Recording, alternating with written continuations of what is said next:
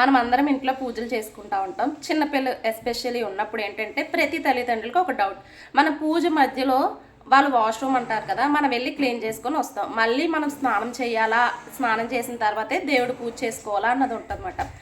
కొంతమంది ఏంటంటే వాళ్ళ హస్బెండ్ ఎవరైతే ఉంటారో వాళ్ళైతే కనుక తీసుకుంటారు ఈ పూజ చేసే అంత టైంలో. అందరు హస్బెండ్స్ లేదంటే వెనకాల ఉన్న వాళ్ళు అందరూ అలా ఉండాలని రూల్ ఉండదు కదా.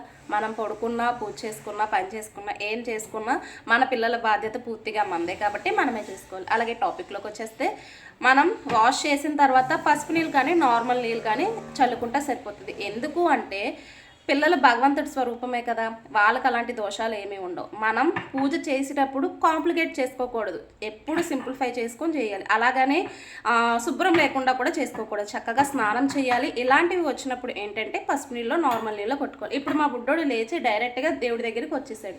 అది నేనేం తప్పను, వాడు వచ్చి దండం పెట్టుకుంటాడో ఆడుకుంటాడో అది వాడిష్టం అనమాట.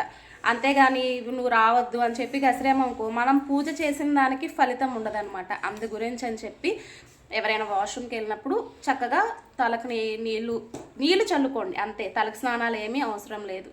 భగవంతుడి స్వరూపమే కదా పిల్లలు. ఇది నేను ఫాలో అయ్యేది. మీలో ఎవరికైనా నచ్చితే హ్యాపీగా ఫాలో అయిపోండి.